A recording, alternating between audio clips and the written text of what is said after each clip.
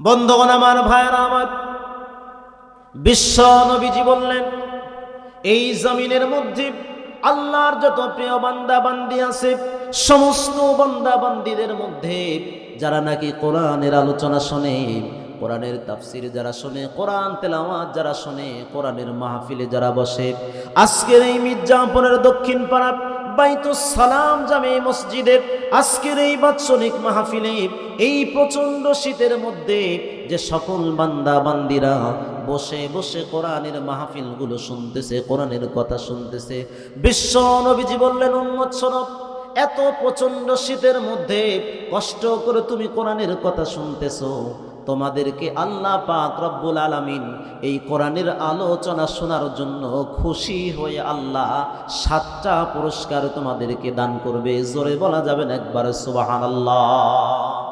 কয়টা পুরস্কার? কয়টা পুরস্কার? আওয়াজ দিয়ে বলেন। 7টা পুরস্কার আল্লাহ দান করবে। কোরআনের মাজলিসে যারা বসবে, কোরআনের মাহফিলে যারা বসে কোরআনের আলোচনা যারা শুনবে, আমার রব খুশি হয়ে তাদেরকে 7টা পুরস্কার দান করবে। 1 নাম্বার পুরস্কার, বিশ্ব নবীজি বললেন, এই জমিনের মধ্যে কোরআনের আলোচনা যারা শুনবে, কোরআনের তাফসির যারা শুনবে, কোরআনের মাহফিল যারা শুনবে, 1 নাম্বার পুরস্কার হলো, যেই মানুষগুলো বসে বসে কোরআন শোনে, ওই মানুষগুলোর উপর আল্লাহর রহমত নাজিল করে। যারা বলেন না সুবহানাল্লাহ?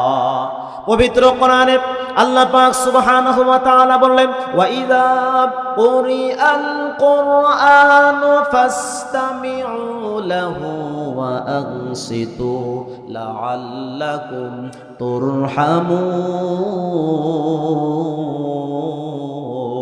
আল্লাহু আকবার। আল্লাহ বললেন, বিশ্ব নবীজি আপনি বলে দেন, ওয়া ইযা কুরিআল কুরআন, যেখানে কোরআন থেকে তেলাওয়াত করা হয়, যেখানে কোরআন থেকে আলোচনা করা হয়, কোরআনের তেলাওয়াত করা হয়, ওই মাজলিসের মধ্যে যারা বসে কোরআন থেকে কথা শুনে, কোরআনের আলোচনা শুনে, আল্লাহ পাক সুবহানাহু ওয়া তাআলা বললেন, ওয়া ইযা কুরিআল কুরআন ফাসতামিউ লাহু, আমার বান্দা যারা কোরআনের আলোচনা শুনবে, কোরআনের তাফসীর আমার বান্দারা যারা শুনবে, তারা যদি কোরআনের মাজলিসে বসে আদব রক্ষা করতে পারে, চুপ করে বসে থাকতে পারে, আর মনোযোগ দিয়ে শ্রবণ করতে পারে, এই 2টা কাজ যারা করতে পারবে, নবী আপনি তাদেরকে বলেন, লাআল্লাকুম তুরহামুন, ওই বান্দা আর বান্দিদের উপর আমি আল্লাহ রহমত নাজিল করব। জোরে বলেন সুবহানাল্লাহ? তাহলে 1 নাম্বার পুরস্কার কি? আল্লাহর রহমত আমাদের প্রতি নাজিল হবে। জোরে বলেন সুবহানাল্লাহ? এখানে বসে আমরা যদি চুপ থাকতে পারি আর মনোযোগ দিয়ে আদবের সাথে এই কথাগুলো শুনতে পারি, আমলের নিয়তে। কিসের নিয়তে? আমলের নিয়তে। এখন যদি আমার নিয়ত হয় অন্যরকম, ছোট্ট একটা গল্প বলি, প্রায় এই গল্পটা আমি বলে থাকি।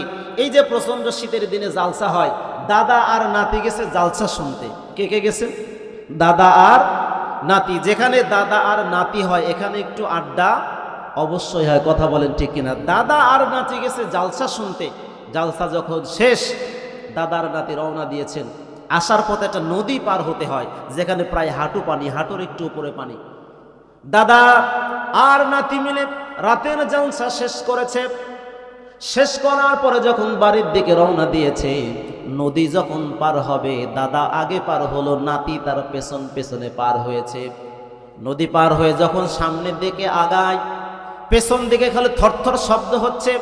এই যে শীত লাগলে আমরা একটা শব্দ করি, হু হু হু, পেছন দিকে এরকম শব্দ হচ্ছে। দাদা পেছন দিকে তাকিয়ে দেখে নাতির অবস্থা বেদর খারাপ, নাতি কাঁপতেছে। দাদা বলে, কে রে নাতি, কি অবস্থা, এত শীতের মধ্যে কাঁপিস কেন, তোর জামা কাপড় ভেজা কেন?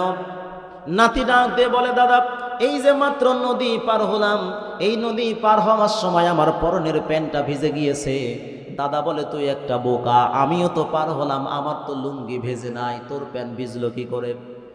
নাতি ডাক দিয়ে বলে, দাদা তুমি ওয়াজ শোনো নাই? হুজুর বলেছিল টাকনো, এই যে হাঁটুর উপরে যদি কোনো কাপড় ওঠে সেটা হয় কবিরা গুনাহ, সব চাইতে বড় গুনাহ কবিরা গুনাহ। হুজুর ওয়াজ করেছিল, আমি হাঁটুর উপরে কাপড় তুলি নাই।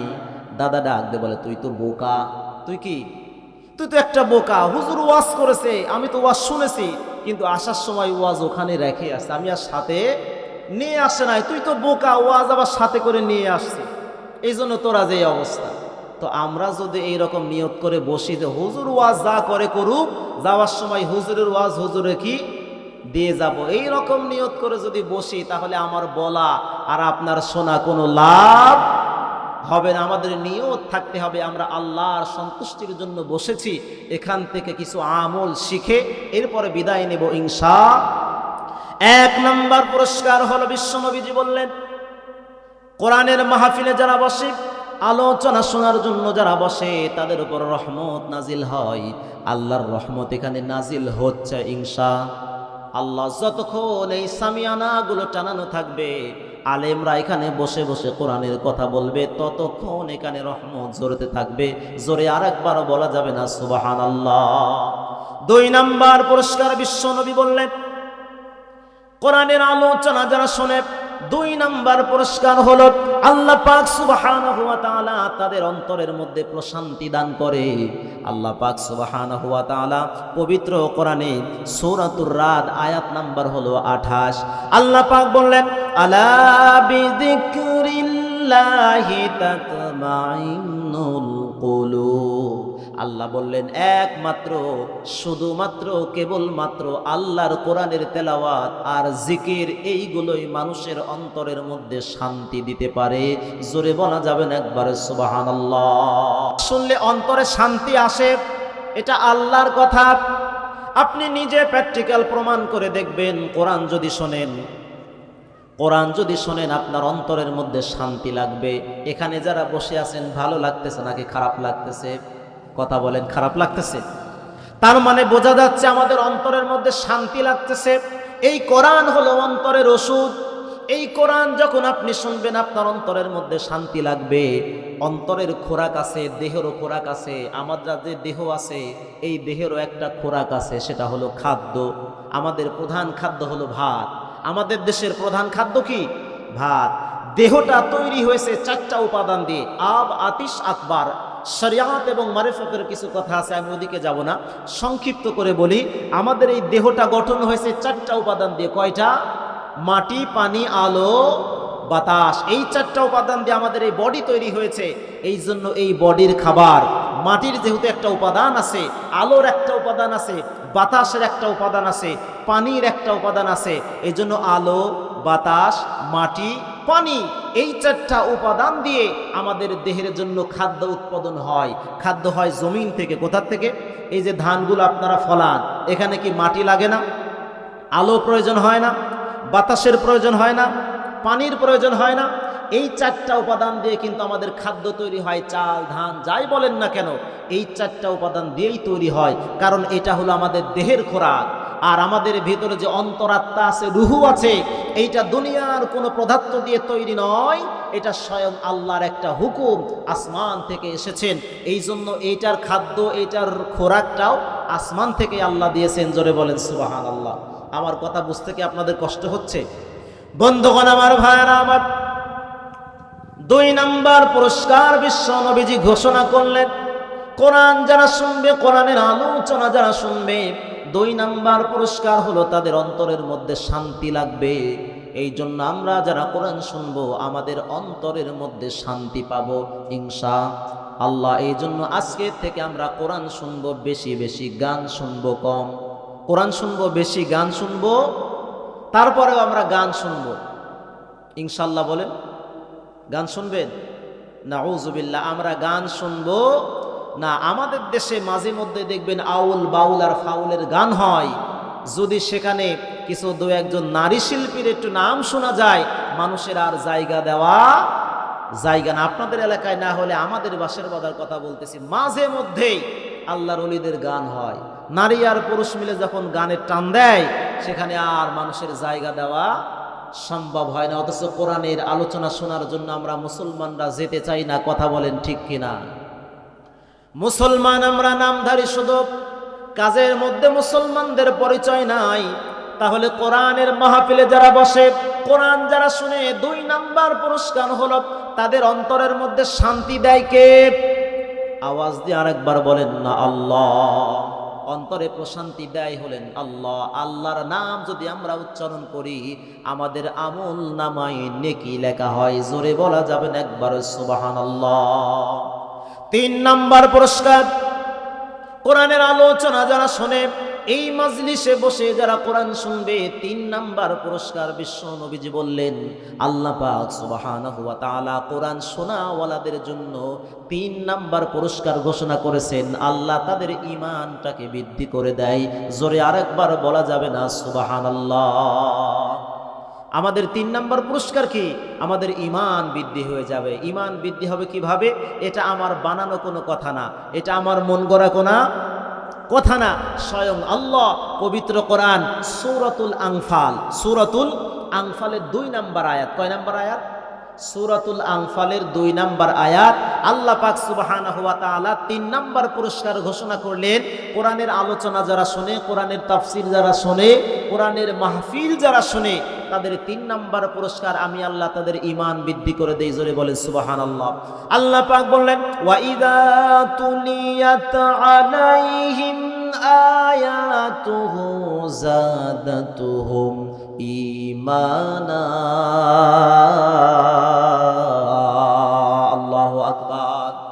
আল্লাহ বললেন নবীজি আপনি ঘোষণা করুন, আপনার উম্মতের মধ্যে যারা কোরআনের আলোচনা শুনবে, কোরআনের তাফসীর যারা শুনবে, কোরআনের কথা যারা শুনবে, 3 নাম্বার পুরস্কার হিসেবে আমি আল্লাহ পাক সুবহানাহু ওয়া তাআলা তাদের মধ্যে যে ঈমান আছে, ওই ঈমানটা আমি তাদেরকে বৃদ্ধি করে দেব। জোরে বলা যাবে না একবার সুবহানাল্লাহ? প্রমাণ দেখেন ঈমান কিভাবে বৃদ্ধি হয়। আজকের এই তাফসীর মাহফিলে আমরা যারা বসেছি, আমাদের ঈমানের শক্তি আছে, এই জন্য শয়তান আমাদেরকে দোকানপাটে বসাতে পারে নাই। বাড়ির থেকে আসার পথে দোকানপাট পার করে তারপরে এসেছি, কথা বলেন ঠিক কিনা? কিন্তু যারা দোকানপাটে আড্ডা দিচ্ছে, ওরাও কিন্তু বাড়ি থেকে দোকানপাট পার করে এসেছিল, কিন্তু তাদের ঈমান দুর্বল থাকার কারণে শয়তান তাদেরকে আক্রমণ করে দোকানের মধ্যে বসিয়ে রেখেছে। আমাদের ঈমান শক্তিশালী হওয়ার কারণে শয়তান আমাদেরকে দোকানে নিতে পারে নাই। আওয়াজ দিয়ে একবার বলেন না, কথা ঠিক কিনা?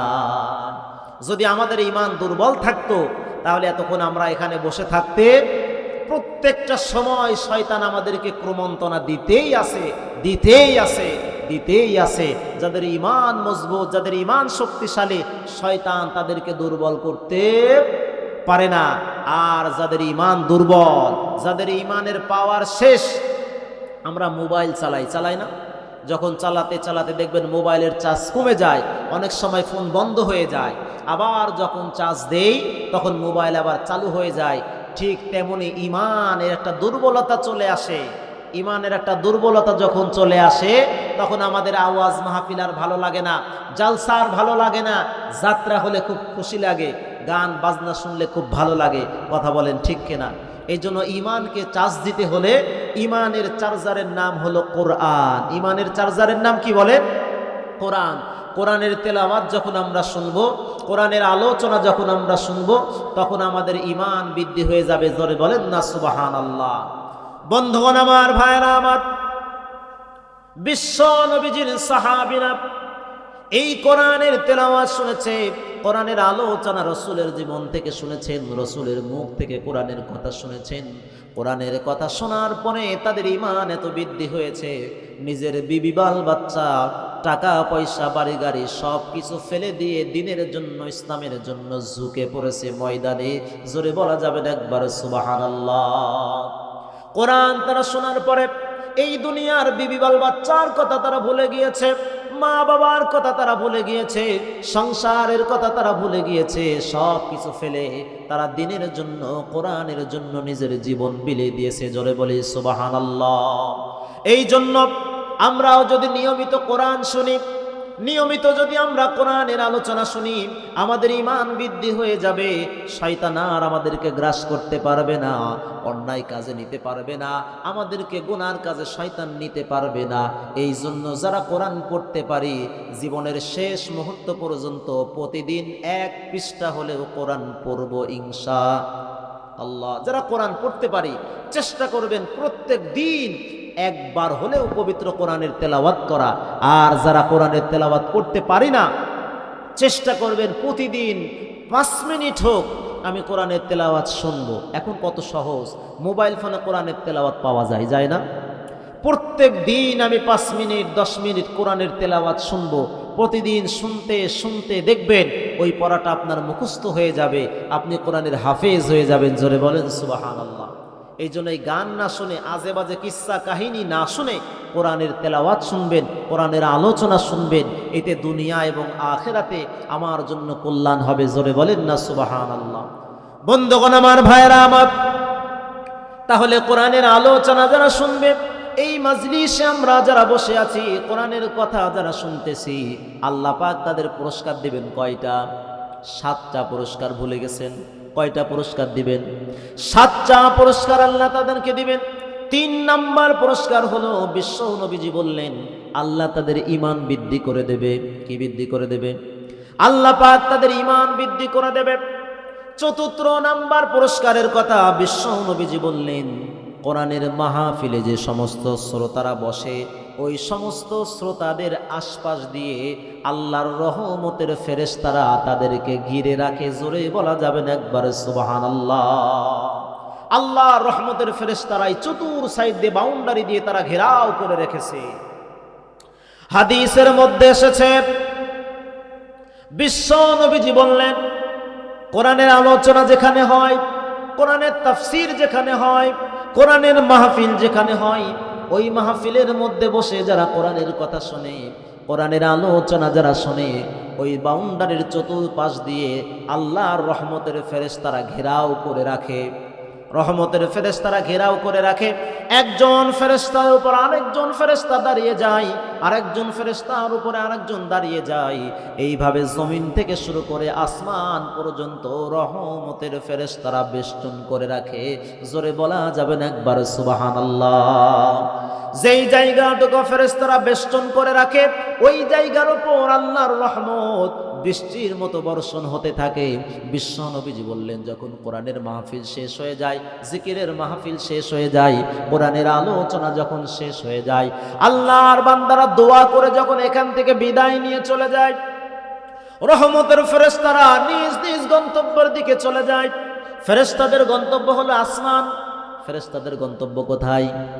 আসমান। আমরা এটা শেষ করে নিজের বাড়িতে চলে যাব। ফেরেশতারা আসমানের দিকে যখন চলে যাবে, আল্লাহ পাক ডাক দিয়ে বলবে, ফেরেশতারা তোমরা কোথায় গিয়েছিলে? আল্লাহ বলবে, ফেরেশতারা তোমরা কোথায় গিয়েছিলে? ফেরেশতারা ডাক দিয়ে বলবে, রব্বুল আলামিন, তোমার বান্দারা মির্জাপুর দক্ষিণ পাড়া বাইতুস সালাম জামি মসজিদে ওয়াজ মাহফিলের আয়োজন করেছিল। তোমার কিছু গুনাহগার বান্দারা ওই মাহফিলে বসেছিল, আমরা সেখানেই গিয়েছিলাম। তাদের কথাগুলো আমরা শুনতেছিলাম, তাদের কথাগুলো আমরা শুনতেছিলাম। আল্লাহ পাক সুবহানাহু ওয়া তাআলা বলবে, ও আমার রহমতের ফেরেশতারা, ওই মির্জাপুরের মাহফিলে আমার বান্দারা যারা বসেছিল, তারা কি কথা বলেছিল, কি আলোচনা করেছিল, কি ওয়াদা করেছিল? আল্লাহর ফেরেশতারা ডাক দিয়ে বলবে, ওগো রব্বুল আলামিন, ওই মাহফিলে বসে তোমার বান্দারা কোরআনের কথা মন দিয়ে শ্রবণ করেছিল, তওবা করেছিল, ইস্তেগফার করেছিল, তোমার কাছে দোয়া করেছিল, জাহান্নাম থেকে মুক্তি চেয়েছে, আর জান্নাতের জন্য তারা আবদার করেছে। তারা জীবনে অনেক গুনাহ করেছে, অপরাধ করেছে। ওই মাহফিলে বসে জীবনের গুনার কথা স্মরণ করে চোখের পানি ফেলে দিয়ে তারা কান্না করেছে। আল্লাহ ডাক দিয়ে বলবে, ও আমার রহমতের ফেরেশতারা, ওই মির্জাপুরের মাহফিলে যে সকল বান্দারা বসেছিল, ওরা কি আমার জাহান্নাম দেখেছে? ফেরেশতারা বলবে, না, আল্লাহ তার জান্নাত দেখে নাই, তোমার জান্নাত দেখে নাই, জাহান্নামও দেখে নাই, তুমি আল্লাহকেও দেখে নাই, রসুলকেও দেখে নাই। আল্লাহ পাক সুবহানাহু ওয়া তাআলা বলবে, ফেরেশতারা শোনো, এই মাহফিলে যারা বসেছিল, আমি আল্লাহকে না দেখে তারা বিশ্বাস করে নিয়েছিল, জান্নাত না দেখে তারা বিশ্বাস করেছে, জাহান্নাম না দেখে তারা ভয় করেছে, নবীকে না দেখে নবীকে তারা ভালোবেসেছে, জীবনের গুনাহ থেকে তারা মাপ চেয়েছে, ক্ষমা চেয়েছে। আমি আল্লাহ পাক সুবহানাহু ওয়া তাআলা ওই মাহফিলে যারা বসেছিল সকলের জীবনের গুনাহ আমি আল্লাহ মাফ করে দিলাম। জোরে আওয়াজ দিয়ে একবার বলা যাবে না সুবহানাল্লাহ? এই মাহফিলে যারা বসেছি, আল্লাহ পাক ওয়াদা করেছেন, এখান থেকে যদি আমরা তওবা করতে পারি, ইস্তেগফার করতে পারি, আল্লাহ জিকির করতে পারি, আল্লাহর প্রশংসা করে এখান থেকে তওবা করে বাড়িতে যেতে পারি, আল্লাহ পাক ওয়াদা করেছেন আমাদের জীবনের গুনাহ খাতাগুলো আল্লাহ মাফ করে দিবেন। আমরা পড়ি ইনশাআল্লাহ। আল্লাহ যেন আমাদের জীবনের সমস্ত গুনাহ খাতাগুলো মাফ করে দেন, আমরা পড়ি আমিন। আল্লাহর ফেরেশতারা ডাক দিয়ে বলবে, রব্বুল আলামিন, তোমার এমন একজন গুনাহগার বান্দা ছিল, ওই রাস্তা দিয়ে সে যাচ্ছিল, জালসায় আসে নাই, কোরআনের কথা শোনার জন্য আসে নাই, রাস্তা দিয়ে যাচ্ছিল, দেখলো কোরআনের আলোচনা হচ্ছে, তাবারকের ব্যবস্থাও আছে। তোমার বান্দা ওই উদ্দেশ্য নিয়ে অল্প কিছু সময় সেখানে বসেছিল, কোরআনের কথা শুনেছিল, হাদিসের কথা শুনেছিল। আল্লাহ তোমার বান্দা অনেক গুনাহগার, তুমি কি ওই গুনাহগার বান্দাকেও মাফ করে দিলে নাকি? আল্লাহ পাক ডাক দিয়ে বলবেন, ফেরেশতারা তোমরা শুনে রাখো, আমি আল্লাহ হলাম রহমান, আমি আল্লাহ হলাম রাহিম। আমার বান্দা কোরআনের মোহাব্বতে, আমি আল্লাহর মোহাব্বত ভালোবাসা নিয়ে যেহেতু মাহফিলে বসেছে, আমি আল্লাহ পাক সুবহানাহু ওয়া তাআলা ওই গুনাহগার বান্দাকেও আমি আল্লাহ মাফ করে দিলাম। আওয়াজ দিয়ে আরেকবার বলা যাবে না সুবহানাল্লাহ? এই জন্য এই মাহফিলে আমরা বসতে পেরে খুশি না বেজার? আলহামদুলিল্লাহ। তাহলে 4 নাম্বার পুরস্কার হলো কোরআনের মাহফিল শোনার 4 নাম্বার পুরস্কার কি বলেন? এই মাহফিলে আমরা যারা বসেছি, চতুর সাইড দিয়ে রহমতের ফেরেশতারা বেষ্টন করে রেখেছে, আমরা আমাদের এই চোখ দিয়ে দেখতে পাচ্ছি না। রহমতের ফেরেশতারা চতুর্দিক দিয়ে ঘেরাও করে আছে, একের পর এক ঘেরাও করতে করতে করতে এভাবে আসমান পর্যন্ত চলে গিয়েছে। জোরে বলেন সুবহানাল্লাহ।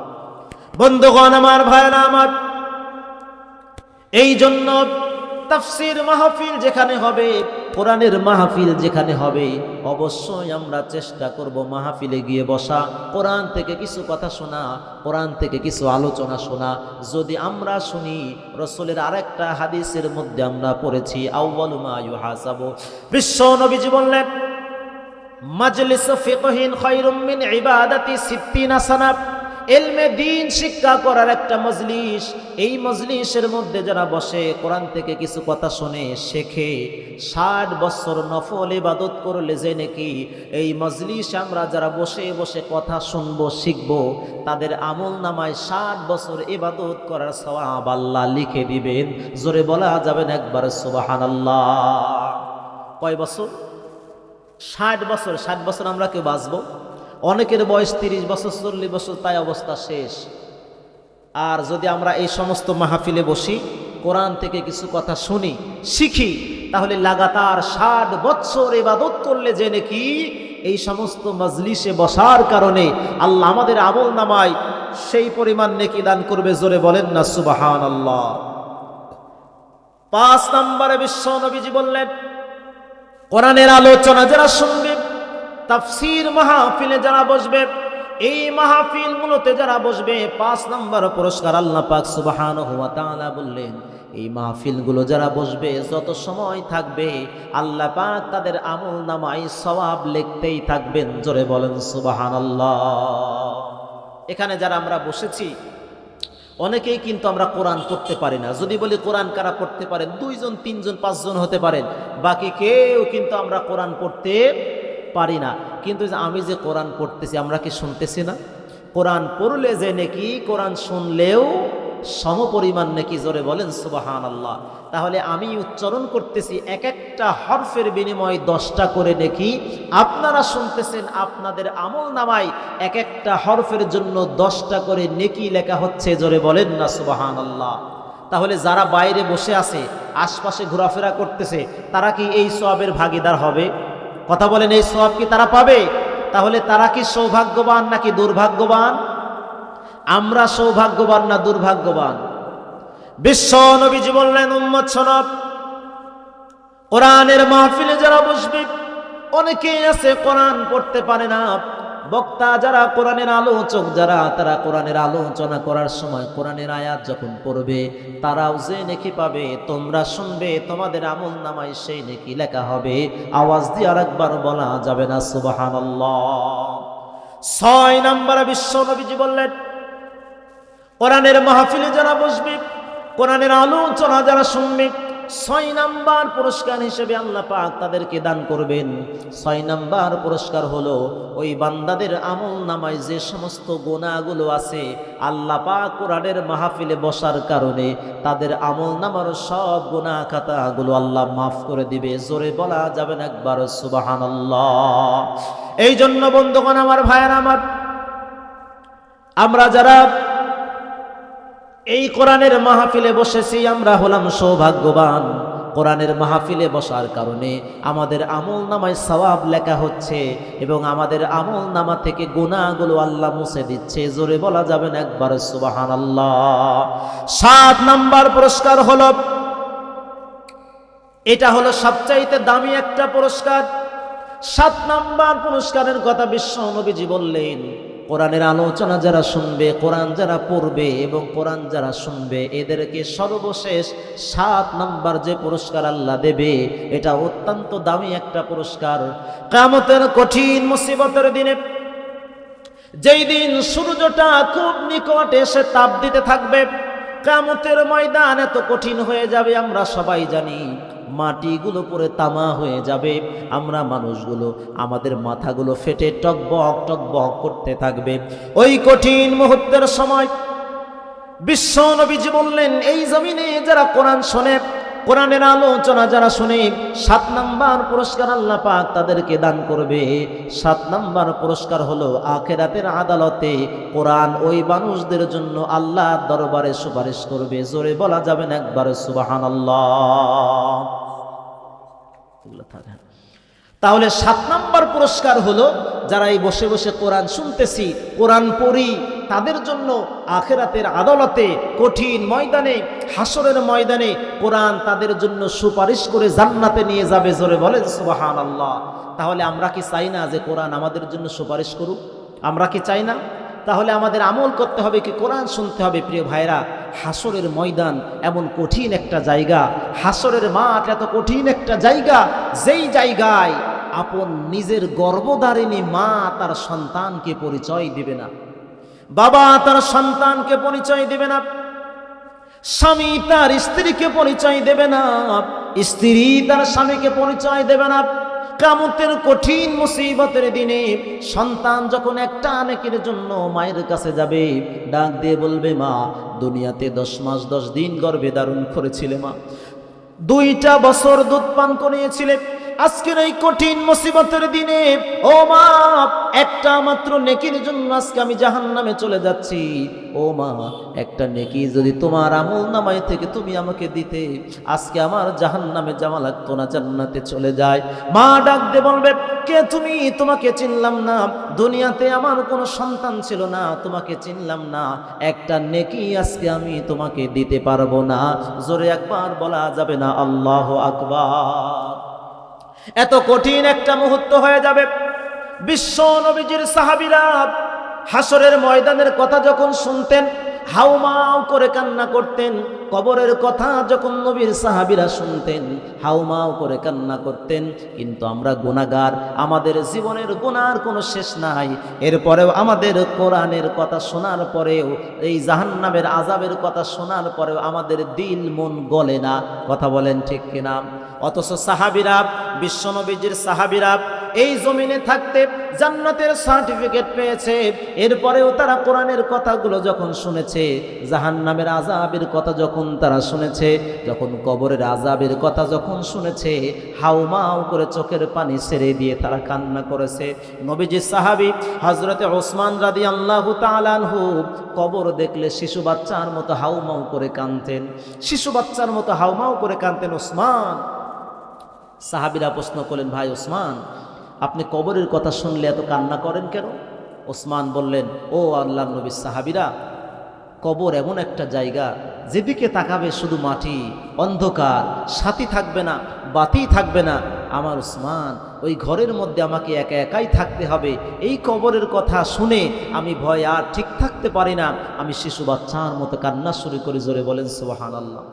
নবীজির সাহাবীরা এই কবরের আযাব সম্পর্কে এত কান্নাকাটি করতেন, হাসরের ময়দানের কথা চিন্তা হলে এত কান্নাকাটি করতেন।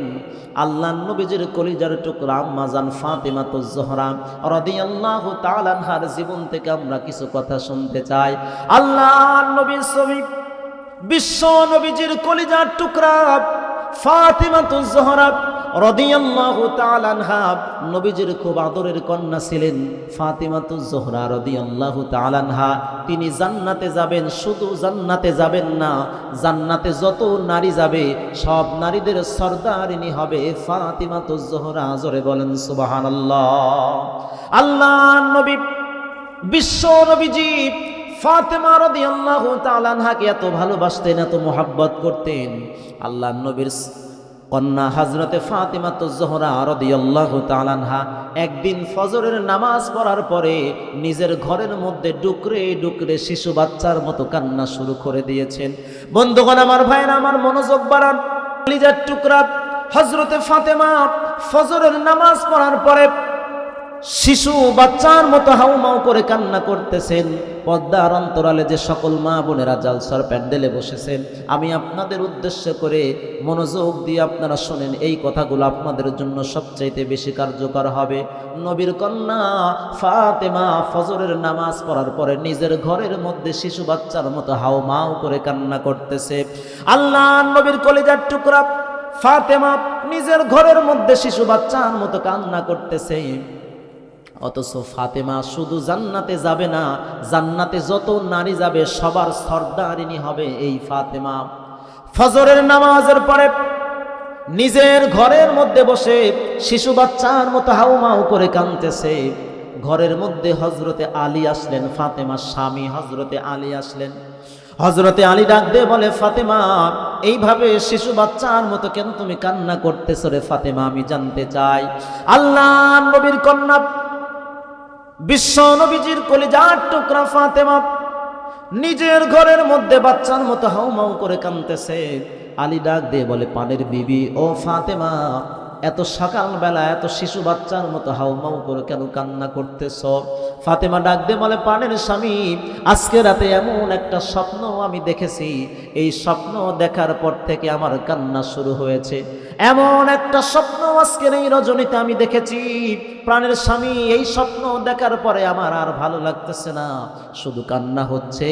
আলী ডাক দিয়ে বলে, ও ফাতেমা, কি এমন স্বপ্ন তুমি দেখেছো যে স্বপ্ন দেখার পরে তুমি কান্না করতেছো?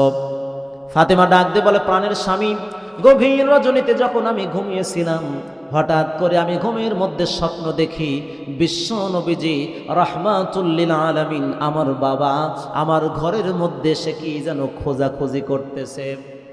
নবী আমার ঘরের মধ্যে প্রবেশ করে কি যেন খুঁজতেছে। আমি ফাতেমা জিজ্ঞেস করলাম, ও রাহমাতুল লিল আলামিন বাবা, আমার ঘরের মধ্যে এইভাবে আপনি কি খুঁজতেছেন?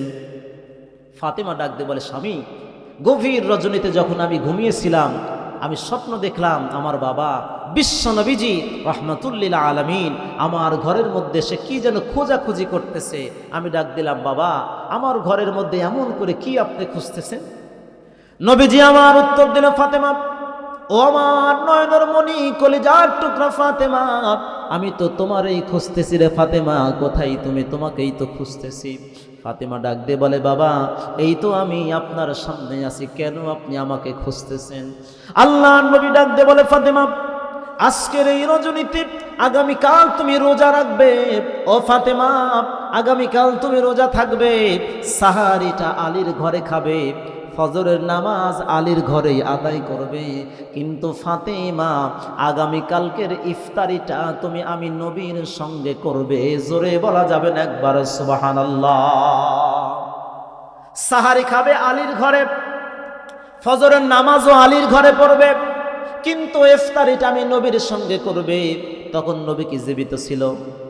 নবী কি জীবিত ছিল? না, নবীজি ইন্তেকাল করেছেন।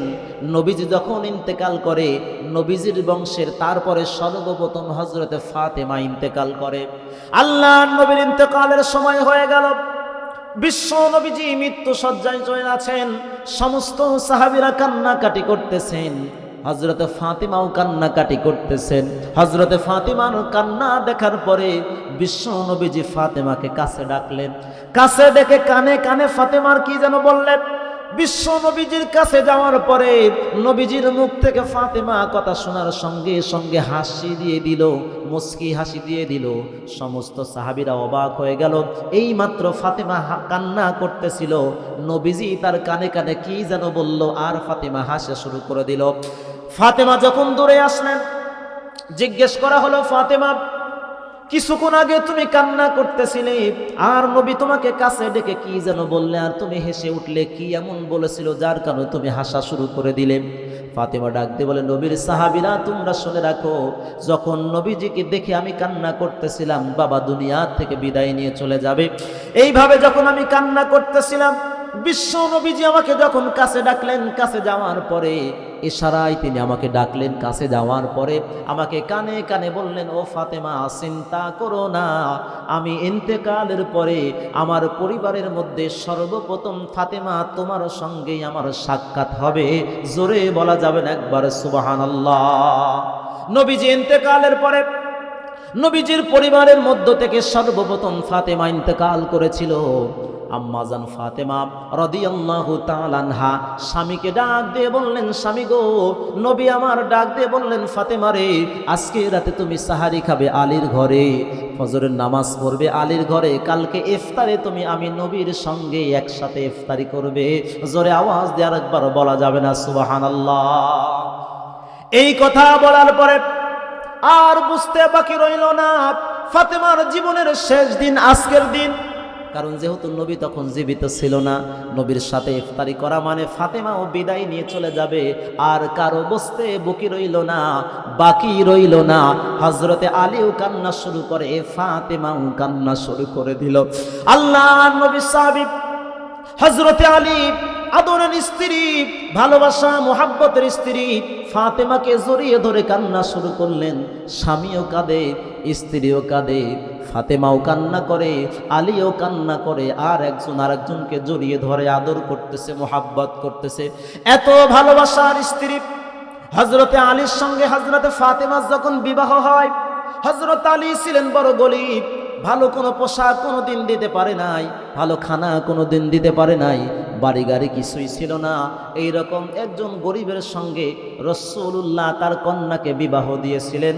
ফাতিমাতুজ জোহরা হযরত আলীর ঘরে যাওয়ার পরে এমনও দিন গিয়েছে 2 দিন 3 দিন ঘরে কোনো চুলাই জ্বলেনি। সুবহানাল্লাহ। এত কষ্ট করে তারা সংসার করেছেন, কিন্তু একজন আরেকজনের প্রতি ভালোবাসা মোহাব্বত কমে নাই। হযরতে আলী ফাতিমাতুজ জোহরাকে জড়িয়ে ধরে কান্না করতেছেন, একজন আরেকজনকে জড়িয়ে ধরে মোহাব্বত করতেছেন, কান্না করতেছেন। পানের প্রিয়তমা বিবিকে সারা জীবনের মতো আজকে হারিয়ে ফেলবেন, আর কোনোদিন ফাতেমার সঙ্গে তার দেখা হবে না। ফাতেমা রাদিয়াল্লাহু তাআলা আনহা কান্না করতেছেন, হযরতে আলীও কান্না করে, ফাতেমাও কান্না করে, কান্না রোল পড়ে গেল। আলী রাদিয়াল্লাহু তাআলা আনহা ফাতেমাকে জড়া ধরে কান্না করে, ফাতেমা রাদিয়াল্লাহু তাআলা আনহা হযরতে আলীকে বুকের সঙ্গে জড়িয়ে ধরে বলে, প্রাণের স্বামী গো, দীর্ঘদিন হলো আপনার সঙ্গে বিবাহ হয়েছে, প্রাণের স্বামী, দীর্ঘদিন আপনার সঙ্গে বিবাহ হয়েছে। ও স্বামী, এই সংসার জীবনে কত অন্যায় করেছি, কত অপরাধ করেছি, আপনার কাছে বড় কোনো আবদার করি নাই, বড় কোনো কিছু আপনার কাছে কোনো দিন চাই নাই, দামি কোনো পোশাক আপনার কাছে চাই নাই, দামি কোনো গহনা আপনার কাছে চাই নাই, ভালো কোনো খাদ্য স্বামী আপনার কাছে চাই নাই। আজকে জীবনের একেবারে শেষ মুহূর্তে চলে এসেছি, জীবনের একেবারে শেষ মুহূর্তে চলে এসেছি। ও প্রাণের স্বামী, এই বিদায় লগ্নে আমি ফাতেমা আপনার কাছে 3টা আবদার করব, আপনি কথা দেন এই 3টা আবদার আপনি আমার পূরণ করবেন। আমার কথা বুঝতে কষ্ট হচ্ছে? একেবারে জীবনের শেষ মুহূর্তে ফাতেমা ডাক দিয়ে বলে, স্বামী, এই দীর্ঘ সংসারের জীবনে আপনার থেকে দামি কোনো পোশাকের আবদার কোনো দিন করি নাই, দামি কোনো খাবারের আবদার কোনো দিন করি নাই, দামি কোনো কিছুর আবদার কোনো দিন করি নাই। জীবনের একেবারে শেষ মুহূর্তে স্বামী আপনার কাছে 3টা আবদার করতে চাই। কয়টা? 3টা আবদার করতে চাই। এই 3টা আবদার আপনি পূরণ করবেন। বিশ্ব নবীজি বললেন, ফাতেমা, আল্লাহর রাসূল সাল্লাল্লাহু আলাইহি ওয়াসাল্লামের সাহাবী হযরতে আলী ডাক দিয়ে বলে, ফাতেমা রে, আমার সঙ্গে বিবাহ হওয়ার পরে দামি পোশাকের কোনোদিন আবদার তুমি করো নাই, দামি খাবারের আবদার কোনোদিন করো নাই, ভালো পোশাক তোমাকে কিনে দিতে পারে নাই। জীবনের একেবারে শেষ মুহূর্তে ফাতেমা 3টা মাত্র আবদার তুমি করবা। বলো কোন 3টা আবদার ফাতেমা তুমি করবে? ওই 3টা আবদার আজকে আমি আলী কথা দিলাম পূর্ণ করব। জোরে বলা যাবে না একবার সুবহানাল্লাহ? হযরতে ফাতেমা আলীর কাছে, স্বামীর কাছে 3টা আবদার করলো। স্বামী জীবনের শেষ মুহূর্তে এই 3টা মাত্র আবদার, আর বেশি কোনো আবদার নাই। 1 নম্বরে ফাতেমাতুজ জোহরা রাদিয়াল্লাহু তাআলা আনহা আলীকে জড়িয়ে ধরে শেষ মুহূর্তে বললেন, স্বামী আপনার সঙ্গে বিবাহ হয়েছে, দীর্ঘ কয়েক বছর হয়ে গেল। আপনার সঙ্গে বিবাহ হওয়ার পরে ও প্রাণের স্বামী, দীর্ঘ সংসার জীবন আপনার সঙ্গে করেছি, কত ভুল বেয়াদবি করে ফেলেছি, কত অন্যায় করে ফেলেছি, কত অপরাধ করে ফেলেছি। ও প্রাণের স্বামী, জীবনের শেষ মুহূর্তে যদি আপনি আমাকে মাফ না করে দেন, আজকের এই জীবনের শেষ মুহূর্তে যত ভুল বেয়াদবি করেছি সব ভুল বেয়াদবিগুলো মাফ করে দেন। কোনো অভিমান আমার প্রতি রাখবেন না, কোনো রাগ, কোনো ক্ষোভ আমার প্রতি রাখবেন না। স্বামী আপনি যদি আমার প্রতি মনক্ষুণ্ণ থাকেন, আখিরাতের আদালতে আমি মুক্তি পাবো না। জোরে বলেন সুবহানাল্লাহ। 1 নম্বর আবদার হলো, স্বামী আপনি আমাকে মাফ করে দিবেন, যত ভুল বেয়াদবি করেছি সব ভুল বেয়াদবিগুলো মাফ করে দিবেন। আচ্ছা বলেন তো দেখি, আমরা এখানে যারা উপস্থিত আছি, আমাদের সংসার জীবনে আমাদের মধ্যে মতনৈক্য হয় কি হয় না? আমাদের মধ্যে কথা কাটাকাটি হয় কি হয় না? আমাদের সমাজে এমন স্বামী আছে, এমন স্ত্রী আছে, প্রত্যেক দিন একবার করে ঝগড়া হয়, মারামারি হয়। এমন ফ্যামিলি আমাদের সমাজে আছে না নাই? প্রত্যেক দিন আমাদের মধ্যে ঝগড়া হয়, মারামারি হয়, এমন ফ্যামিলি অনেক আছে। আল্লাহর নবীজি, বিশ্ব নবীজির কলিজার টুকরা হযরতে ফাতেমা রাদিয়াল্লাহু তাআলা আনহা স্বামীকে ডাক দিয়ে বললেন, স্বামী রে, সর্বশেষ সর্বপ্রথম আবদার আপনার কাছে করলাম, আপনার এই সংসার জীবনে যা ভুল ত্রুটি করেছি, আমাদের সমস্ত ভুল ত্রুটিগুলো আপনাকে মাফ করে দিতে হবে। কোনো ভুল ত্রুটি আমি যদি করে থাকি মাফ করে দেবেন। কারণ বিশ্বনবীজি বলেছেন, কোনো স্ত্রী যদি স্বামীর ব্যাপারে এইরকম সাক্ষ্য দিতে পারে, ওগো রব্বুল আলামিন আমার স্বামী বড় ভালো ছিল, আমার স্বামী আমার প্রতি অত্যাচার করেনি, কোনোদিন দুর্ব্যবহার করেনি, এই রকম কোন স্ত্রী যদি মন থেকে বলে আমার স্বামী বড় ভালো ছিল, আল্লাহর রাসূল বলেন আল্লাহ ওই স্বামীকে ভালো হিসেবে গ্রহণ করে নেবেন। জোরে বলেন সুবহানাল্লাহ। আবার কোন স্বামী যদি স্ত্রীর ব্যাপারে এই কথা বলে, আমার স্ত্রীটা বড় ভালো ছিল, ইন্তেকালের সময় কোন স্বামী যদি স্ত্রীর ব্যাপারে এই কথা বলতে পারে, আমার স্ত্রীটা বড় ভালো ছিল, আল্লাহ পাক রব্বুল আলামিন ওই স্ত্রীটাকেও ভালো হিসেবে গ্রহণ করে নেবেন। জোরে বলেন না একবার সুবহানাল্লাহ। হযরতে ফাতেমা ডাক দিয়ে বলে, স্বামী আপনার এই সংসার জীবনে ভুল ত্রুটি যা করে ফেলেছি মাফ করে দিবেন, কোনো অভিমান রাখবেন না। আলী বললেন, ঠিক আছে, আমি তোমাকে মাফ করে দিলাম। তুমি যেহেতু আমার সঙ্গে কোনো ভুল বেয়াদবি করো নাই, তারপরেও তোমাকে মাফ করে দিলাম। আলী বললেন, স্ত্রী তুমিও আমাকে মাফ করে দাও। 2 নম্বরে হযরতে ফাতেমা বলে, ও কলিজার টুকরা স্বামী, 2 নম্বর আবদার আপনার কাছে, আমার 2টা কলিজার টুকরা সন্তান ইমাম হাসান আর ইমাম হুসাইন, এই 2টা কলিজার টুকরা সন্তান আমি রেখে যাচ্ছি। প্রাণের স্বামী, এই সন্তানগুলোকে আপনি লালন পালন করবেন, আদর সোহাগ যত্ন করে তাদেরকে মানুষ করবেন। আমি আমার বিশ্ব নবী, আমার বাবা মুহাম্মদ রাসূলুল্লাহ যেই দিনের জন্য সংগ্রাম করেছেন, দীর্ঘ 23টা বছর যেই দিনের পথে চলেছেন, যেই দিনের দাওয়াত দিয়েছেন, আমার কলিজার টুকরা 2টা সন্তান হাসান আর হুসাইনকে ওই দিনের জন্য আপনি উৎসর্গ করে দিবেন। জোরে বলা যাবে না একবার সুবহানাল্লাহ। 2 নাম্বার ফাতেমা বললেন, স্বামী আমার 2টা সন্তান হাসান আর হুসাইন, এই 2টা সন্তানকে আমার বাবা যেই পথে চলে গিয়েছেন, যেই কালেমার দাওয়াত দিয়েছেন, যেই কোরআনের দাওয়াত দিয়েছেন, যেই কোরআনের খেদমত করেছেন, আমার এই 2টা সন্তানকে আপনি ওই রাস্তায় আল্লাহর রাস্তার জন্য উৎসর্গ করে দিবেন। এইটা হলো 2 নাম্বার আবদার। 3 নাম্বার আবদার,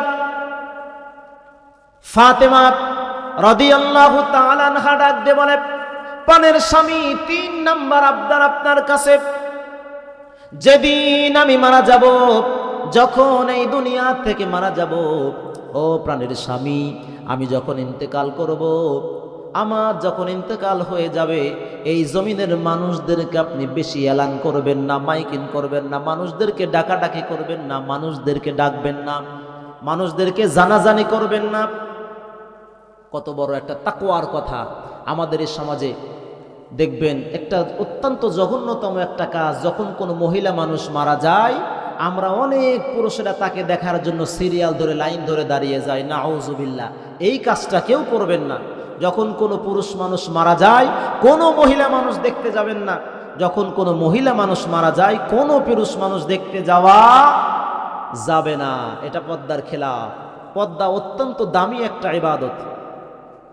আল্লাহর নবী বিশ্ব নবীজি পর্দার ব্যাপারে অত্যন্ত কঠিন আলোচনা করেছেন। পর্দা একটা ফরজ ইবাদত। কোন নারী যদি পর্দা ছাড়া চলে, পর্দা করে না কিন্তু বাকি সব আমল করে, নামাজ পড়ে, কোরআন পড়ে, জিকির করে, দান করে, সাদকা করে, কিন্তু পর্দা করে না, আল্লাহ পাক সুবহানাহু ওয়া তাআলা বিশ্ব নবীর মাধ্যম দিয়ে জানিয়েছেন ওই নারীর কোনো ইবাদত আল্লাহর দরবারে কবুল হয় না। জোরে বলা যাবে না একবার নাউজুবিল্লাহ। নারীদের জন্য পর্দা হলো সবচাইতে বড় ইবাদত। নারীদের জন্য পর্দা হলো সবচাইতে দামি ইবাদত। দুঃখজনক বিষয় হলেও সত্য, এই কথাটা বলতে চাই না, তারপরেও বলা দরকার। আমাদের এই সমাজে অনেক মা বোনেরা আছে যারা রাস্তার পাশে পুকুরে গোসল করে ওইভাবেই বাড়িতে চলে আসেন। এটা পর্দার খেলাফ। যত পুরুষ আপনার দিকে তাকাবে আপনারও জিনার গুনাহ হবে, যে তাকাবে তার আমল নামা জিনা করার গুনাহ হবে। নারীরা কখনো বাড়ি ছাড়া বাইরে গোসল করতে যাওয়া যাবে? আপনারা পুরুষ, আপনাদের স্ত্রীরা যদি যায় হিসাব আপনাদের দিতে হবে। স্ত্রী যদি যায় স্বামীর দিতে হবে, মেয়ে যদি যায় বাবার হিসাব দিতে হবে, বোন যদি যায় ভাইয়ের হিসাব দিতে হবে। যত মানুষ ওই নারীর দিকে তাকাবে জিনার গুনাহ স্বামীর আমল নামায় হবে, স্ত্রীর আমল নামায়ও হবে। স্বামীর আমল নামায়ও হবে, স্ত্রীর আমল নামায়ও হবে। এই জন্য পর্দা হলো নারীর জন্য অত্যন্ত দামি একটা ইবাদত। জোরে বলেন সুবহানাল্লাহ। যেই মা যত বেশি পর্দাশীল ওই মায়ের সন্তান তত বেশি তাকওয়াবান। জোরে বলেন সুবহানাল্লাহ। ওলিদের শিরোমণি হযরতে আব্দুল কাদের জিলানীর জীবনী আমরা সবাই জানি। তিনি দুনিয়ায় আসার আগেই মায়ের গর্ভে থাকতে পবিত্র কোরআনের 10 পারা মুখস্থ করেছিলেন। সুবহানাল্লাহ। কেন জানেন? তার মা তাকে গর্ভে ধারণ করে প্রতিদিন কোরআন পড়তো। আরো অনেক কথা, আমি শুধু মূল কথাটা বলতেছি। হযরতে আব্দুল কাদের জিলানীর আম্মা জান এত বড় পর্দাশীল ছিলেন, তার স্বামী, সন্তান এবং বাবা, এই তিনজন পুরুষ ছাড়া দ্বিতীয় কোনো পুরুষ আব্দুল কাদের জিলানীর মার চেহারা কোনো দিন দেখতে পারে নাই। জোরে বলেন না সুবহানাল্লাহ। আর আমাদের স্ত্রীদের অবস্থা, সারাদিন বেপর্দা হয়ে ঘোরাফেরা করে। ওই সমস্ত বেপর্দা মায়ের গর্ভে থেকে কোনো নেককার হাফেজে কোরআন সন্তান আশা করা সম্ভব হয় না। অনেকের সন্তান আমরা মাদ্রাসায় দিই কিন্তু হাফেজ হতে পারে না। এইটা হলো উত্তম একটা কারণ, মা বাবার মধ্যে আমলের অভাব আছে। যদি আমলের অভাব থাকে আপনার সন্তান কোরআনের হাফেজ হতে পারবে না, পারবে না, পারবে না। সন্তান হাফেজ বানাতে হলে মা বাবার আমলটাকে আগে সর্বোত্তম করতে হবে। মায়ের পর্দার বিষয়টা খেয়াল রাখতে হবে। বাবার 5 ওয়াক্ত নামাজ, হালাল পথে উপার্জন, এই দুইটা যদি আমরা খেয়াল করতে পারি ওই মায়ের সন্তান কোরআনের হাফেজ হবে, আলেম হবে ইনশাআল্লাহ। আমার কথা কি খারাপ লাগতেছে আপনাদের? বন্ধুগণ আমার, ভাইয়েরা আমার, বিশ্ব নবীজির কলিজার টুকরা ফাতেমাতুজ জোহরা রাদিয়াল্লাহু তাআলা আনহা 3 নম্বরে বললেন, প্রাণের স্বামী গো, যখন আমি দুনিয়া থেকে বিদায় নিয়ে চলে যাব, ইন্তেকাল করব, আমার যখন ইন্তেকাল হয়ে যাবে, প্রাণের স্বামী যখন এই জানটা আমার দেহ থেকে বের হয়ে যাবে, ও প্রাণের স্বামী এই সমাজের মানুষদেরকে জানাজানি করবেন না, এই সমাজের মানুষদের মাঝে প্রচার করবেন না।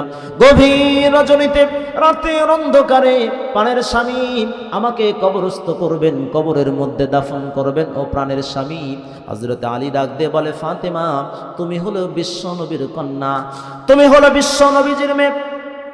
সমস্ত সাহাবীরা তোমাকে মন থেকে ভালোবাসে, মোহাব্বত করে। নবীজি তার জবানে বলেছেন, এই জমিনে যত নারীরা জান্নাতে যাবে সব জান্নাতি নারীদের সর্দার হবে তুমি ফাতেমা। হাসান হুসাইনের মা তুমি। ও ফাতেমা, এই মক্কার সমস্ত মানুষগুলো তোমাকে সম্মানের চোখে দেখে, তুমি যখন দুনিয়ার থেকে বিদায় নিয়ে যাবে, রাতের অন্ধকারে কেন তোমাকে আমি দাফন করব, আর এই সমাজের মানুষদেরকে কেন এবার বলবো না, জানাবো না, এই কথা তুমি কেন বললে? ফাতেমা ডাক দিয়ে বলে, প্রাণের স্বামী, যেদিন আমি দুনিয়ার থেকে বিদায় নিয়ে চলে যাব, ও প্রাণের স্বামী, যখন এই দুনিয়ার থেকে বিদায় নিয়ে চলে যাব, ওই সময় আপনি মানুষদেরকে জানাজানি করবেন না। এই জন্য মানুষগুলো যখন আমি ফাতেমাকে দেখার জন্য আসবে, আমি ফাতেমাকে দেখার জন্য আসবে, আমি ফাতেমাকে দেখবে, দেখার পরে তাদের অন্তরের মধ্যে যদি এই রকম চিন্তা আসে, ফাতেমা দেখতে কেমন ছিল, ফাতেমার শরীরের গঠনটা কেমন ছিল, তার মাথার সাইজটা কেমন ছিল, পেটের সাইজটা কেমন ছিল, বুকের সাইজটা কেমন ছিল, এই চিন্তা ভাবনা যদি কোনো মানুষের অন্তরের মধ্যে আসে, আমার আমল নামায় জিনার গুনাহ হবে, যে ব্যক্তি করবে তার আমল নামায় জিনার গুনাহ হবে। এই জন্য স্বামী, আমি যেদিন দুনিয়া থেকে বিদায় নিয়ে চলে যাব, ও প্রাণের স্বামী, কোনো মানুষকে জানাজানি করবেন না, আমি ফাতেমাকে রাতের অন্ধকারে দাফন করবেন। জোরে বলা যাবে না একবার সুবহানাল্লাহ। হযরতে ফাতেমা কত পরহেজগারী নারী ছিলেন। বিশ্ব নবীজির সাহাবীরা, সমস্ত সাহাবীরা যাকে সম্মান করত, মুহাব্বত করত, ভালোবাসত, আমাদের সমাজে আমরা যারা এখানে উপস্থিত আছি, আমরাও কি হযরতে ফাতেমাকে ভালোবাসি, মুহাব্বত করি? নবীর আওলাদ যারা, নবীর পরিবারের যারা, সবাইকে নিজের জীবনের চাইতে বেশি ভালোবাসতে হবে। জোরে বলেন ইনশাআল্লাহ। আমরা রাসূলকে নিজের জীবনের চাইতে বেশি ভালোবাসবো। আওলাদে রাসূল যারা আছে, রাসূলের পরিবারের যারা আছে, তাদেরকেও নিজের জীবনের চাইতে বেশি ভালোবাসবো ইনশাআল্লাহ। আল্লাহ রাসূল সাল্লাল্লাহু আলাইহি ওয়াসাল্লামের কন্যা হযরতে ফাতেমা কত বড় পরহেজগারী একজন নারী ছিলেন। হযরতে ফাতেমা, আমাদের সমাজে স্বামী এবং স্ত্রীর আমাদের মধ্যে যে মন মালিন্যের একটা বিষয় চলে, হযরতে ফাতেমার জীবনীতে, সংসারে দেখা যায় এত অভাব ছিল, এত কষ্ট ছিল, কিন্তু কোনোদিন স্বামী স্ত্রীর মধ্যে খারাপ কোনো সম্পর্ক হয় নাই। স্বামীকে এত সম্মান করত। এমনি তো আর জান্নাতের নারীদের সর্দারিনী হয়নি। আম্মাজান আয়েশা সিদ্দিকা রাদিয়াল্লাহু তাআলা আনহা ছিলেন রাসূলের সবচাইতে ছোট স্ত্রী, আর রাসূল সাল্লাল্লাহু আলাইহি ওয়াসাল্লামের আদরের কন্যা ছিলেন হযরতে ফাতেমা। নবী হযরতে ফাতেমাকে এত ভালোবাসতেন, এত মহব্বত করতেন। হযরতে আলীর সঙ্গে যখন বিবাহ হলো, ফাতেমা আলীর বাড়িতে গেল সংসার করার জন্য। বিশ্ব নবীর কলিজার টুকরা ফাতেমা হযরতে আলীর ঘরে চলে গেলেন সংসার করার জন্য। আলীর ঘরে যখন গেলেন, আলীর ঘর থেকে বাবার বাড়িতে যখন আসবেন, বাবার বাড়িতে আসার পরে হযরতে ফাতেমা বাবার বাড়িতে বসে বসে নামাজ পড়তেছে। বাবার বাড়িতে সে বসে বসে নামাজ পড়তেছে। বিশ্ব নবীজি ঘরের মধ্যে আসার পরে যখন দেখলেন ফাতেমা বসে বসে নামাজ পড়তেছে, নবী আমার ডাক দিয়ে বললেন, ফাতেমা, তুমি জওয়ান মানুষ, তুমি একজন তাগড়া যুবতী মেয়ে, তুমি কেন বসে বসে নামাজ পড়তেছো? এই হাদিস থেকে আমাদের শিক্ষণীয় বিষয় হলো, আমাদের সমাজে অনেক মা বোনেরা এখনো বসে বসে নামাজ পড়ে। নামাজ বসে পড়া না, নামাজ পড়তে হবে দাঁড়িয়ে। হয় সে পুরুষ অথবা নারী, সবাইকেই দাঁড়িয়ে নামাজ আদায় করতে হবে। তবে পুরুষদের সেজদা আর নারীদের সেজদার মধ্যে একটু ভিন্নতা আছে, কিন্তু নামাজ দাঁড়িয়ে পড়তে হবে। ফাতেমাতুজ জোহরা রাদিয়াল্লাহু তাআলা আনহা বসে বসে যখন নামাজ আদায় করতেছে, আল্লাহর রাসূল ডাক দিয়ে বললেন, ফাতেমা, তুমি বসে কেন নামাজ আদায় করতেছ? ফাতেমা রাদিয়াল্লাহু তাআলা আনহা উত্তর দেয় না। বিশ্ব নবী বললেন, ফাতেমা, তোমার কি শরীর খারাপ? তুমি কি অসুস্থ নাকি বলো? ফাতেমা ডাক দিয়ে বলে, না বাবা, অসুস্থ না, শরীরও খারাপ না, সবই ঠিক আছে। তাহলে বসে কেন নামাজ আদায় করতেছ? ফাতেমা তো জোহরা বলতে চায় না। বিশ্ব নবীজি বারবার যখন তাকে অনুরোধ করলেন, ফাতেমা দাঁড়িয়ে গেলেন। দাঁড়িয়ে যাওয়ার পরে বলেন, বাবা, হযরতে আলীর সঙ্গে বিবাহ দিয়েছেন, আপনি তো জানেন আপনার জামাই শের খোদা হযরতে আলী গরিব মানুষ, অর্থ সম্পদ বেশি নাই। আমি ফাতেমা তার স্ত্রী হয়ে যাওয়ার পরে নতুন কোনো পোশাক আমাকে কিনে দিতে পারি নাই। বাবার বাড়ি যখন আসি, যেই পোশাকটা আমি পরে আসি, এই পোশাকের পেছন দিকে একটু ছেঁড়া রয়েছে। আমি আপনার কলিজার টুকরা আদরের মেয়ে, আপনার বাড়িতে যখন এসেছি, স্বামীর বাড়ি থেকে এসে যখন আমি দাঁড়িয়ে দাঁড়িয়ে নামাজ পড়ি, আপনি যদি ঘরের মধ্যে ঢুকে জামার সেরা অংশটা দেখেন, আমার স্বামী আলীর প্রতি আপনি মনক্ষুণ্ণ হয়ে যাবে। আমার স্বামী আলীর প্রতি আপনি অসন্তুষ্ট হয়ে যাবেন যে আলী আমার মেয়েটাকে একটা নতুন জামাও কিনে দিতে পারে নাই। আমার স্বামীর প্রতি আপনি মনক্ষুণ্ণ হয়ে যাবেন, অসন্তুষ্ট হয়ে যাবেন, আমার স্বামীর সম্মান মর্যাদা আপনার কাছে কমে যাবে। এই জন্য আমি ফাতেমা বসে বসে নামাজ পড়ে, জোরে বলেন না সুবহানাল্লাহ। এমনি তো আর জান্নাতি নারীদের সর্দার হন নাই, স্বামীকে এত ভক্তি করতেন।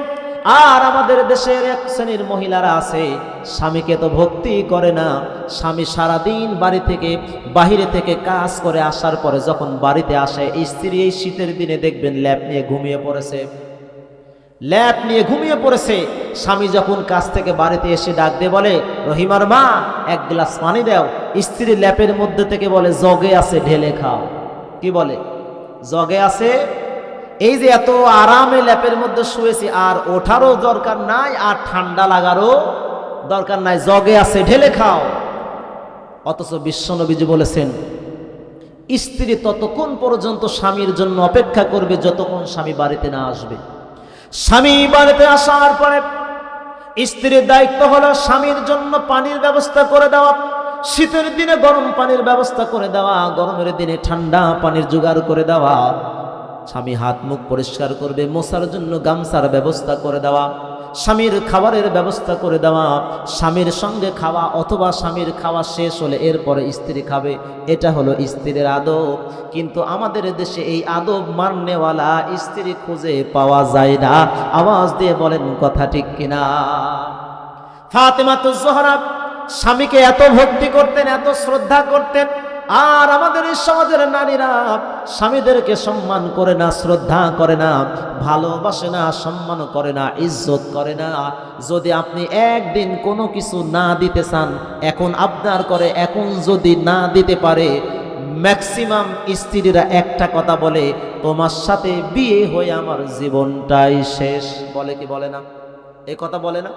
অথচ আপনি কিন্তু ঈদের সময় 5,000 টাকা দিয়ে শাড়ি দিয়েছেন, এখন চাচ্ছে একটা ফেস ওয়াশ লাগবে 200 টাকা দাম, আপনার কাছে নাই। যদি না আনতে পারেন পরে এনে দেব, এই কথা যদি আপনি বলেন, বলবে তোমার সাথে বিয়ে হয়ে আমার জীবনটাই শেষ। এটা তাদের একটা স্বভাব, সহজ একটা ভাষা।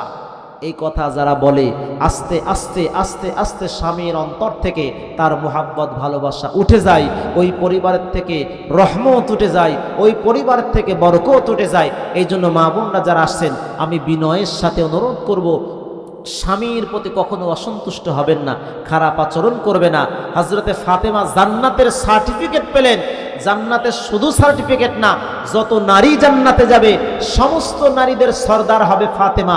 এরপরেও বাবার বাড়িতে গিয়ে স্বামীর সম্মান একটু কমে যাবে, এই জন্য বসে নামাজ পড়তেছে যেন স্বামীর সম্মান বাবার কাছে কমে না যায়।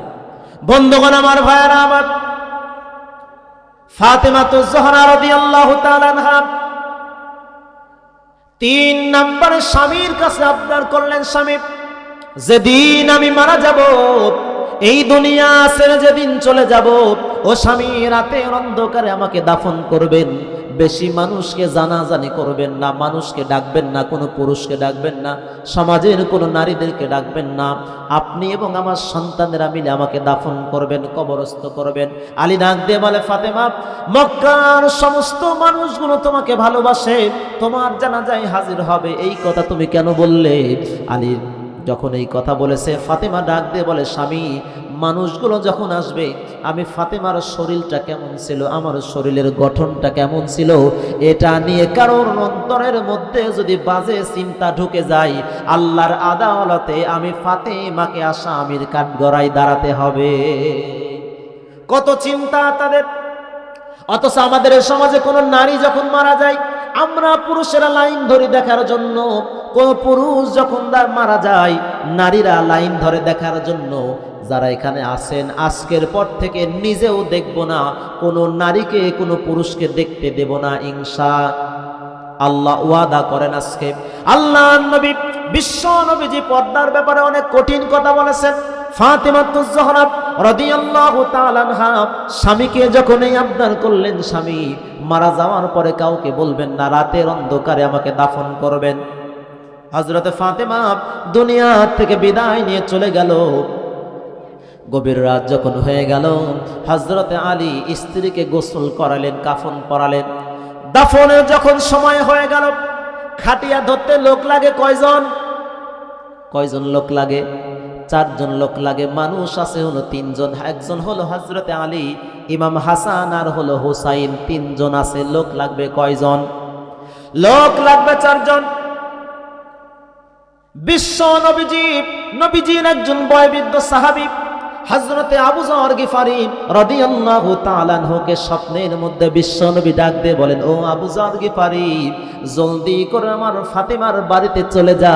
ফাতেমার খাটিয়া ধরার জন্য লোক লাগবে 4 জন, আছে মাত্র 3 লাগবে।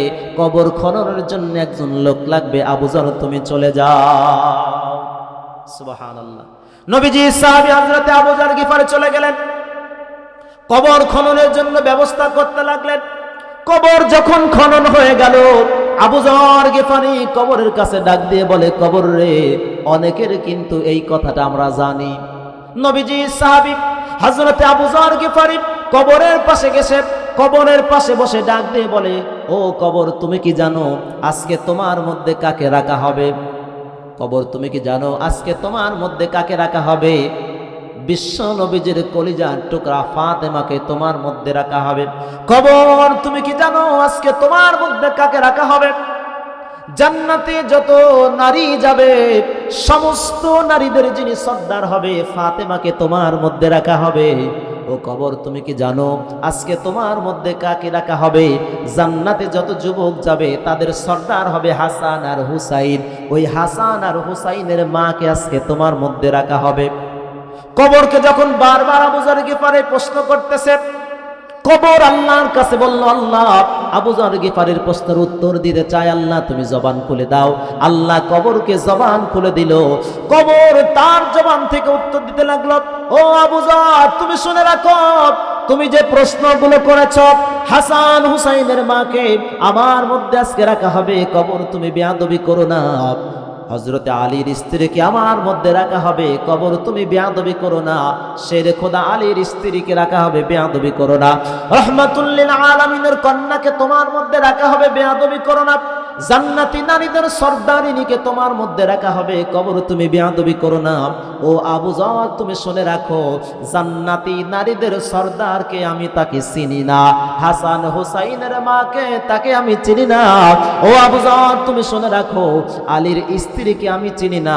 আমি কবর শুধু চিনি হলো নেক আমল। জোরে বলা যাবে না একবার সুবহানাল্লাহ। আমি কবর কি চিনি? শুধু নেক আমল। হাসান হুসাইনের মাকে আমি চিনি না, আলীর স্ত্রীকে আমি চিনি না। আমি শুধু চিনি কি? নেক আমল। আমি কবর এমন একটা ঘর, আমল ছাড়া যদি এই কবরের মধ্যে কেউ আসে, আমি কবর তাকে ছেড়ে দেব না। আমল ছাড়া যদি কেউ এই কবরের মধ্যে আসে, আমি কবর তার জন্য আগুনের ঘর বানিয়ে দেব, 26 ঘর বানিয়ে দেব। এই জন্য বন্ধুগণ আমার, ভাইয়েরা আমার, নবীজির কলিজার টুকরা ফাতেমা, তাকে কবরের মধ্যে রাখা হবে। কবর থেকে যদি এই কথা আসে, আমরা তো সামান্য গুনাহগার বান্দা, আমাদের জীবনে এমন কোনো গুনাহ নাই যেই গুনাহ আমরা করি নাই। কথা বলেন ঠিক কিনা? জীবনে এমন কোনো গুনাহ নাই যে গুনাহ আমরা করি নাই। জীবনে এমন কোনো অপরাধ নেই যে অপরাধ আমরা করি নাই। জীবনে এমন কোনো পাপ নেই যে পাপ আমরা করি নাই। একবারও কি কবরের কথা আপনি চিন্তা করেছেন? ফাতেমার ব্যাপারে কবর যদি এমন কথা বলতে পারে, আমাদের ব্যাপারে কবর কি বলবে? এই জন্য প্রিয় ভাইরা, ওই কবরের জন্য আমাদেরকে প্রস্তুত থাকতে হবে। কথা বলেন ঠিক কিনা? কবর এমন একটা জায়গা, সাপ বিচ্ছুর জায়গা। কবর এমন একটা জায়গা, ডান দিকে তাকাবেন মাটি, বাম দিকে তাকাবেন মাটি, সামনের দিকে তাকাবেন মাটি, পেছনে উপরে নিচে যেদিকে তাকাবেন শুধু মাটি আর মাটি, অন্ধকার ঘর। ওই কবর থেকে আমাদেরকে বাঁচতে হলে আমল দরকার। কথা বলেন ঠিক কিনা? এই জন্য প্রিয় ভাইরা, ওই কবরের কথা আমাদেরকে চিন্তা করতে হবে। কবরের জন্য এই দুনিয়া থেকে আমাদেরকে কিছু আমল সংগ্রহ করে যেতে হবে। অনেকের মা এই দুনিয়া থেকে বিদায় নিয়ে চলে গেছে। এই দুনিয়াতে আমরা বাড়ি করি, এই দুনিয়াতে আমরা গাড়ি করি, ভালো খাবার খেয়ে এই দুনিয়ায় আমরা শরীরটাকে তরতাজা করেছি। এই দুনিয়ার সুখ আর আরামের জন্য আমরা ব্যস্ত হয়ে আছি, কিন্তু কবরের জন্য আমাদের কেউ কোনো চিন্তা নাই। কবরের চিন্তা যদি না করি, কবরে যখন যাবে কবরের কঠিন আযাব থেকে কিন্তু আমরা বাঁচতে পারবো না। জোরে বলেন কথা ঠিক কিনা? 6 দিন পরে নখ খসে যাবে, 6 দিন পরে নখ খসে যাবে, 9 দিন পরে চুল। কবর গাহের সামান নিতে কইরো না কেউ ভুল। কবর জায়গা ভালো নয়, কবর জায়গা ভালো নয়। আমল দিয়ে কবর গৃহ সাজিয়ে নিতে হয়। জোরে বলা যাবে না একবার মারহাবা। 6 দিন পরে নখ খসে যাবে, 6 দিন পরে নখ খসে যাবে, 9 দিন পরে চুল। কবর গাহের সামান নিতে কইরো না কেউ ভুল। কবর জায়গা ভালো নয়, কবর জায়গা ভালো নয়। আমল দিয়ে কবর গৃহ সাজিয়ে নিতে হয়, আমল দিয়ে কবর গৃহ সাজিয়ে নিতে হয়। 17 দিনে পেট ফেটে শেষ প্রকার খাদ্য হবে, 7 দিনে গোস পচে শেষ কঙ্কাল পড়ে রবে। 17 দিনে পেট ফেটে শেষ প্রকার খাদ্য হবে, 7 দিনে গোছ পচে শেষ কঙ্কাল পড়ে রবে। 90 দিনে হাড়গুলো সব, 90 দিনে হাড়গুলো সব আলাদা হয়ে রবে। কবর জায়গা ভালো নয়, কবর জায়গা ভালো নয়। আমল দিয়ে কবর গৃহ সাজিয়ে নিতে হয়। কবর জায়গা ভালো নয়, কবর জায়গা ভালো নয়। আমল দিয়ে কবর গৃহ সাজিয়ে নিতে হয়। আওয়াজ দিয়ে একবার বলা যাবে না মারহাবা?